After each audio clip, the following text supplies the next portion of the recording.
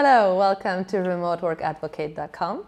In today's video, I am going to share with you something really important.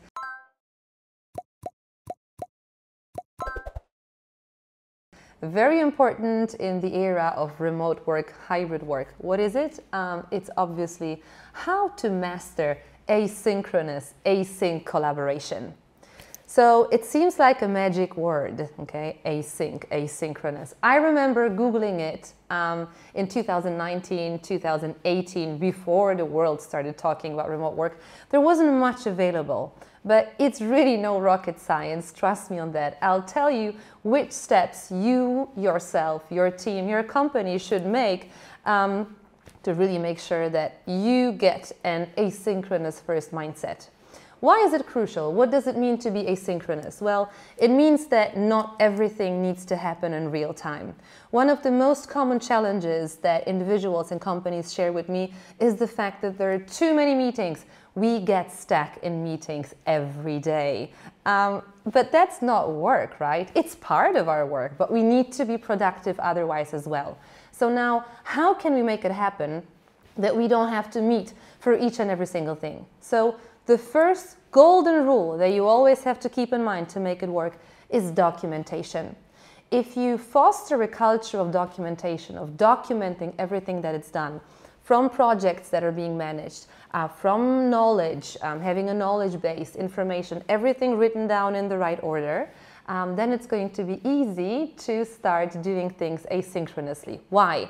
Because if you document and someone wants to know what's happening in a project, someone asks you a certain question, if it's documented, you send them the link, or they know where to go right away. If they want to share an update in a specific context, then if something is documented, they will be able to do it right away, okay? And you'll all remain on track.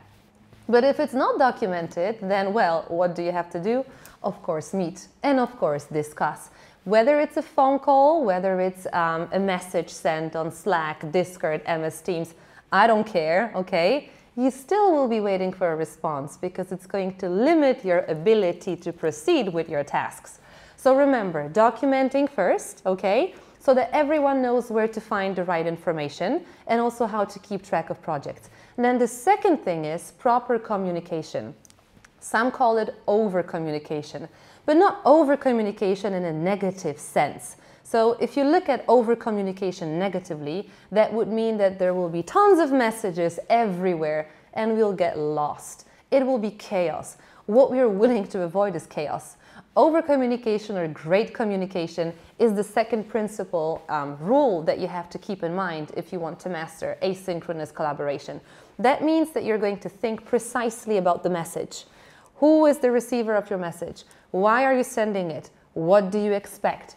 Is it even relevant? Where can they ask questions, the people, when they receive it, okay? By when does something need to be done? You have to be very, very, very transparent.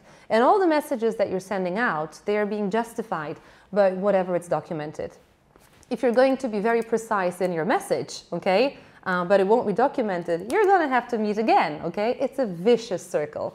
And then the third element that contributes to introducing asynchronous communication is accountability and deadlines, okay? So if everyone knows, if the entire team know what needs to be delivered, by when it needs to be delivered, and also who's accountable, what is the deadline, how we do check-ins, nothing will get lost. You don't have to meet. If you have an update in a system, in a certain system or project management tool scheduled on Friday, you don't have to meet. Everyone will do it on their own, okay? And then you can schedule meetings whenever it's relevant. So remember, just to sum up very briefly, mastering asynchronous communication in a nutshell. Number one, documentation, almost over documentation, keeping things in place, okay? Easy to find, a knowledge base, a single source of truth. You can call it this way. Number two, proper communication, sometimes over communication, but in a positive meaning. And three, accountability and a goal-oriented mindset so that we can track projects appropriately.